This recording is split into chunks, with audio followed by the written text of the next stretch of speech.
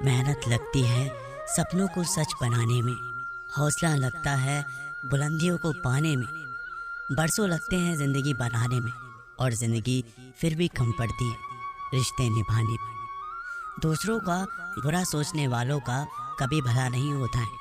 हमें अपनी गलतियों की सज़ा भले ही तुरंत ना मिले, लेकिन कभी ना कभी ज़रूर मिलती है। झूठ का कोई भविष्य नहीं, वो आपका आज शायद सुखद करे, पर कल तो बिल्कुल नहीं। हमेशा सत्य और धर्म के पक्ष के साथ खड़े रहें, भले ही आपको अकेले क्यों ना रहना पड़े। श्री कृष्ण कहते हैं कि गलतियाँ कीजिए, वो तो सबसे होती है, पर कभी किसी के साथ गलत मत कीजिए। जहाँ तेरे अपने तेरा हाथ छोड़ेंगे, वहाँ मैं तेरा हाथ थाम लूँगा। कर्म भूमि की दुनिया में श्रम सभी को करना है। भगवान सिर्फ लकीरें देता है, रंग हमें ही भरना पड़ता है। कोई भरोसा तोड़े तो उसका भी धन्यवाद कर। वह हमें सिखाता है कि भरोसा सोच समझ कर ही करना चाहिए। तुम सच का साथ दो, मैं तुम्हारा साथ दूंगा। मनुष्य अपने विचारों से ऊंचाइयां भी छू सकता है और खुद को गिरा भी सकता है, क्योंकि हर व्यक्ति खुद का मित्र भी होता है और शत्रु भी। जब तक आप जीवन में स्वयं को चुनौती नहीं देते, तब तक आप नहीं जान सकेंगे कि आप में कितनी क्षमता है। मैं धूल हूँ तेरे चरणों की, धूल ही बनाए रखना। मैं जैसा हूँ तेरा हूँ, सदा अपना ही बनाए रखना। श्री कृष्ण कहते हैं कि पंछी अपने बच्चों को सुरक्षित जीवन और घोंसले बनाकर नहीं देते हैं, वे उन्हें उड़ने की कला और उड़ने का हौसला देकर आसमान के लिए छोड़ देते हैं। किसी को हराना अहंकार है, लेकिन खुद को उससे बेहतर बनाना संस्कार है। इंतज़ार तो मुझे उस ऋतु का है जिसमें पानी नहीं तेरा प्यार बरसे। कठिन परिस्थितियाँ व्यक्ति के जीवन का अभिन्न अंग है, इसलिए परिस्थितियाँ व्यक्ति के नियंत्रण में हो ही नहीं सकती। महत्वपूर्ण ये है कि व्यक्ति किस तरह से अपने विवेक से उस समस्या का हल निकालता है। श्री कृष्ण कहते हैं कि जो मनुष्य जीवन में सत्य का मार्ग चुनता है, उसका सफ़र मुझ तक ही आके समाप्त होता है। सफलता का कोई मंत्र नहीं है, ये सिर्फ मेहनत और लगन का फल होता है। कोशिश करें कि जीवन का हर पल अच्छा गुजरे, क्योंकि जीवन अधिक समय के लिए नहीं रहता, परंतु अच्छी यादें हमेशा जिंदा रहती है। इस संसार में देखने के लिए बहुत सारे खूबसूरत स्थान हैं, पर सबसे खूबसूरत जगह है बंद आँखों से अपने भीतर देखना। शब्दों के दांत नहीं होते, परंतु शब्द जब काटते हैं तो दर्द बहुत होता है। कभी कभी घाव इतने गहरे हो जाते हैं कि जीवन समाप्त हो जाता है, परंतु घाव नहीं बढ़ते। श्री कृष्ण कहते हैं कि जिंदगी में ठहराव का सुख तभी मिलता है जब आप जी भर के भटक लिए जाए इस जमाने में। जो मनुष्य मन को अपने बस में नहीं करते, उनको ये मन विनाश की ओर ले जाता है। जिसने भी गीता के वचनों को अपने जीवन में उतारा है, उसने ही अपने जीवन को सुधारा है। जिस इंसान के मन में श्रद्धा और आशाएं होती है, वो जिंदगी की हर परिस्थिति में जीतता है। तर्कस से तीर निकालने वाले हर योद्धा महान नहीं होता, और इस संसार में अर्जुन जैसा धुरंधर नहीं होता। जब न्याय का फैसला सत्य के पक्ष में ना हो, तो शस्त्र उठाना आवश्यक हो जाता है। आपके द्वारा किया जाने वाला व्यवहार ये दिखाता है कि आपको संस्कार कैसे मिले। कोई भी इंसान जन्म से ही नहीं, बल्कि अपने कर्मों से महान बनता है। तेरा मेरा छोटा बड़ा अपना पराया मन से मिटा दे, फिर सब कुछ तुम्हारा है और तुम सबके।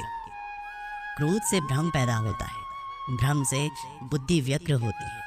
जब बुद्धि व्यग्र होती है तब तर्क नष्ट हो जाता है, जब तर्क नष्ट होता है तब व्यक्ति का पतन हो जाता है। जन्म लेने वाले के लिए मृत्यु उतनी ही निश्चित है जितना कि मृत होने वाले के लिए जन्म लेना। इसलिए जो अपरिहार्य है उस पर शोक मत करो। मनुष्य अपने विश्वास से निर्मित होता है, जैसा वो विश्वास करता है वैसा वो बन जाता है। अपने अनिवार्य कार्य करो, क्योंकि वास्तव में कार्य करना निष्क्रियता से बेहतर है। भाग्य के भरोसे केवल वही लोग बैठे रहते हैं जो जीवन में कुछ करने के लिए अंदर से प्रेरित होते हैं। जो चीज़ हमारे दायरे से बाहर हो, उसमें स्वयं गंवाना मूर्खता ही होगी। श्रेष्ठ बनना भी एक महानता है, क्योंकि समाज में लोग श्रेष्ठ पुरुष का ही अनुसरण करते हैं। सम्मानित व्यक्ति के लिए अपमान मृत्यु से भी बदतर होती है। इस जीवन में कुछ भी व्यर्थ नहीं होता है। बुद्धिमान व्यक्ति ईश्वर के सिवा और किसी पर निर्भर नहीं रहते। श्री कृष्ण कहते हैं कि समय से पहले और भाग्य से अधिक कभी किसी को कुछ नहीं मिलता है। जो व्यवहार आपको दूसरे से पसंद ना हो, ऐसा व्यवहार आप दूसरों के साथ भी ना करें। जब जब इस धरती पर पाप, अहंकार और अधर्म बढ़ेगा तो उसका विनाश कर पुनः धर्म की स्थापना करने हेतु मैं अवश्य अवतार लेता हूँ। मैं भूतकाल, वर्तमान और भविष्य काल के सभी जीवों को जानता हूँ, लेकिन वास्तविकता में कोई मुझे नहीं जानता। केवल व्यक्ति का मन ही किसी का मित्र और शत्रु होता है। अच्छे कर्म करने के बावजूद भी लोग केवल आपकी बुराइयां ही याद रखेंगे। इसलिए लोग क्या कहते हैं इस पर ध्यान मत, तुम अपना काम करते रहो। मनुष्य को परिणाम की चिंता किए बिना है लोभ, लालच और निस्वार्थ और निष्पक्ष होकर अपने कर्तव्यों का पालन करना चाहिए। मानव कल्याण ही भगवत गीता का प्रमुख उद्देश्य है। इसलिए मनुष्य को अपने कर्तव्यों का पालन करते समय मानव कल्याण को प्राथमिकता देनी चाहिए। मनुष्य को जीवन की चुनौतियों से भागना नहीं चाहिए और ना ही भाग्य और ईश्वर की इच्छा जैसे बहानों का प्रयोग करना चाहिए। अपने आप को भगवान के प्रति समर्पित कर दो, यही सबसे बड़ा सहारा है। जो कोई भी सहारे को पहचान गया वह डर, चिंता और दुखों से आज़ाद रहता है। ना तो ये शरीर तुम्हारा है और ना ही तुम इस शरीर के मालिक हो। ये शरीर 5 तत्वों से बना है, आग, जल, वायु, पृथ्वी और आकाश। एक दिन ये शरीर इन्हीं 5 तत्वों में विलीन हो जाएगा। जब इंसान अपने काम में आनंद खोज लेते हैं तब वे पूर्णता प्राप्त करते हैं। श्री कृष्ण अर्जुन से कहते हैं कि हे अर्जुन, मैं धरती की मधुर सुगंध हूँ, मैं अग्नि की ऊष्मा हूँ। सभी जीवित प्राणियों का जीवन और सन्यासियों का आत्म संयम भी मैं ही हूँ। मन की गतिविधियों, होश, श्वास और भावनाओं के माध्यम से भगवान की शक्ति सदा तुम्हारे साथ है। जिस प्रकार अग्नि स्वर्ण को परखती है, उसी प्रकार संकट वीर पुरुषों को। ये सृष्टि कर्म क्षेत्र है। बिना कर्म के यहाँ कुछ भी हासिल नहीं हो सकता। जो दान बिना सत्कार के कुपात्र को दिया जाता है वह तमस दान कहलाता है। जो मनुष्य जिस प्रकार ईश्वर का स्मरण करता है उसी के अनुसार ईश्वर उसे फल देते हैं। कंस ने श्री कृष्ण को सदैव मृत्यु के लिए स्मरण किया तो श्री कृष्ण ने भी कंस को मृत्यु प्रदान की। अतः परमात्मा को उसी रूप में स्मरण करना चाहिए जिस रूप में मानव उन्हें पाना चाहता है। आत्मज्ञान की तलवार से अपने हृदय से अज्ञान के संदेह को काटकर अलग कर दो। उठो, अनुशासित रहो। सफलता जिस ताले में बंद रहती है वह 2 चाबियों से खुलती है, एक कठिन परिश्रम और दूसरा दृढ़ संकल्प। जिस तरह प्रकाश की ज्योति अंधेरे में चमकती है, ठीक उसी प्रकार सत्य भी चमकता है। इसलिए हमेशा सत्य की राह पर चलना सीखो। श्रेष्ठ पुरुष को सदैव अपने पद और गरिमा के अनुरूप कार्य करने चाहिए, क्योंकि श्रेष्ठ पुरुष जैसा व्यवहार करेंगे तो इन्हीं आदर्शों के अनुरूप सामान्य पुरुष भी वैसा ही व्यवहार करेंगे। जिसने मन को जीत लिया है उसने पहले ही परमात्मा को प्राप्त कर लिया है। मनुष्य का मन इंद्रियों के चक्रव्यूह के कारण भ्रमित रहता है, जो वासना, लालच, आलस्य जैसी बुरी आदतों से ग्रसित हो जाता है। इसलिए मनुष्य का अपने मन एवं आत्मा पर पूर्ण नियंत्रण होना चाहिए। जिस प्रकार पानी में तैरती नाव को प्रचंड वायु दूर बहा ले जाती है, उसी प्रकार इंद्रियों का वेग भी मनुष्य की बुद्धि को हर लेता है। ना तो कर्म से विमुख होकर कोई कर्म के फल से छुटकारा पा सकता है और ना ही केवल संन्यास से सिद्धि प्राप्त की जा सकती है। मनुष्य अपने मन का इस्तेमाल अपनी प्रगति में करना चाहिए, ना कि अपने को नीचे गिराने, क्योंकि मन आपका मित्र भी बन सकता है और शत्रु भी। जिसने अपने मन को जीत लिया उसके लिए वो सर्वश्रेष्ठ मित्र बन जाएगा, लेकिन जो ऐसा नहीं कर पाया उसके लिए मन सबसे बड़ा शत्रु बन जाएगा।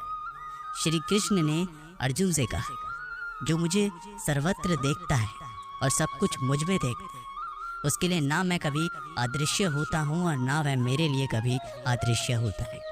हे अर्जुन, शरीर त्यागते समय मनुष्य जिस जिस भाव का स्मरण करता है वह उस भाव को निश्चित रूप से प्राप्त होता है। यदि कोई प्रेम तथा भक्ति पूर्वक मुझे पत्र, पुष्प, फल या जल प्रदान करता है तो मैं उसे स्वीकार करता। जो सुख दुख में, भय तथा चिंता में संभाव रहता है वह मुझे अत्यंत प्रिय है। हे अर्जुन, निर्भयता, आत्मशुद्धि, आध्यात्मिक ज्ञान का अनुशीलन, दान, आत्मसंयम, यज्ञ प्रणाता, वेद ध्यान, तपस्या, सरलता, अहिंसा, सत्य, क्रोध, विहीनता, त्याग, शांति, समस्त जीवों पर दया, लोभ, विहीनता, संकल्प, तेज, क्षमा, पवित्रता, ईर्ष्या तथा सम्मान की अभिलाषा से मुक्ति, ये सारे दिव्य गुण हैं जो देवतुल्य पुरुष में पाए जाते हैं। अहंकार, घमंड, अभिमान, क्रोध, कठोरता तथा अज्ञान, ये असुरी स्वभाव वाले के गुण हैं। श्री कृष्ण कहते हैं, तुम्हारा क्या गया जो तुम रो रहे हो? तुम क्या लाए थे जो तुमने खो दिया? तुमने क्या पैदा किया जो नष्ट हो गया? तुमने जो लिया यहीं से लिया, जो दिया यहीं पर दिया। जो आज तुम्हारा है वो किसी और का होगा, क्योंकि परिवर्तन ही संसार का नियम है। जीवन ना तो अतीत में है ना ही भविष्य में, जीवन तो वर्तमान में है। जन्म लेने वाले के लिए मृत्यु उतनी ही निश्चित है जितनी कि मरने वाले के लिए जन्म लेना। इसलिए इस पर शोक नहीं करना चाहिए। मनुष्य अपने विश्वास से निर्मित होता है। जो जैसा विश्वास करता है वैसा ही बन जाता है। फल की इच्छा छोड़कर कर्म करने वाला पुरुष ही अपने जीवन को सफल बनाता है। एक समय की बात है, एक गांव में एक व्यक्ति रहता था जो अपने जीवन को लेकर बहुत ही चिंतित रहता था। उसे लगता था कि उसके जीवन में एक बड़ा बदलाव आना चाहिए, जिससे उसे जीवन में किसी भी तरह की परेशानी ना रहे। उसके पास खूब धन हो और उसकी खूब प्रसिद्धि हो। वह जहाँ जाए उसे सम्मान मिले, परंतु उसके जीवन में कुछ भी नहीं बदल रहा था, क्योंकि वह कुछ करने की जगह बस सही समय का इंतज़ार कर रहा था और समय उसके कुछ करने का इंतज़ार कर रहा था। उसकी इसी आदत के कारण उसका मन दुखी रहने लगा। उसके मन में नकारात्मक विचारों का वास होने लगा। उसे हर चीज़ में कमी नज़र आने लगी। जब भी वह कुछ करने का मन बनाता तो अचानक उसके मन में विचार आता कि शायद एक काम सही ढंग से नहीं हो पाएगा। उसे लगने लगा शायद वह कुछ करने लायक ही नहीं है। इसका परिणाम ये हुआ कि उसका जीवन पहले से भी ज़्यादा दुखमय हो गया। उसे समझ नहीं आ रहा था कि वह इस परिस्थिति में कैसे बाहर निकले, कैसे वह कोई ऐसा काम करे जिससे वह सफल हो सके। दिन बीतते जा रहे थे, लेकिन उसे अपनी इस समस्या का कोई समाधान नहीं मिल रहा था। उसी दौरान उसके गांव में एक साधु आए, जिनकी प्रसिद्धि दूर दूर तक थी। सब ऐसा कहते थे कि उनके पास हर समस्या का हल मिल जाता है। जब उस व्यक्ति ने ये सुना कि साधु उसके गांव में आए, तो वह बिना कुछ सोचे समझे अपनी समस्या लेकर तुरंत उनसे मिलने चला गया। साधु को प्रणाम कर उसने अपनी समस्या बताई। उसने बताया कि वह अपने जीवन में बदलाव चाहता है, परंतु उसे कोई सही राह नहीं मिल रही। इसी कारण उसके मन में नकारात्मक विचार आते रहते हैं और दुख हमेशा उसे घेरे रहता है। कोई काम करने जाता हो तो मन में उसकी विफलता का विचार पहले से ही बन जाता है। बताइए महाराज, मैं ऐसा क्या करूं कि एक सुखद जीवन जी सकूं? साधु ने पूरी बात सुनी और उस व्यक्ति को दूसरे दिन उसे सूर्योदय के समय आने के लिए कहा। दूसरे दिन वह व्यक्ति उन साधु के पास जा पहुंचा। साधु पाठ पूजा के बाद सैर के लिए निकलने वाले थे। उन्होंने उस व्यक्ति को साथ चलने के लिए कहा। चलते चलते वे खेतों के पास पहुंचे।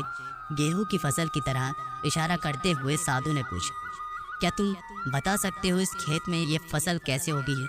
उस व्यक्ति ने पूरी प्रक्रिया बताते हुए उत्तर दिया।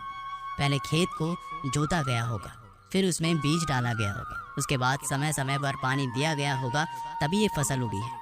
थोड़ा आगे और चलने पर उन्होंने देखा कि एक खेत में घास ही घास थी। एक बार फिर साधु ने उस व्यक्ति से पूछा, क्या तुम बता सकते हो कि इस खेत में ये घास किसने उगाई होगी? महाराज, घास कौन उगाता है? ये तो अपने आप उग जाती है। उस खेत में किसी और चीज़ का बीज नहीं डाला जाएगा तो घास ही उगेगी।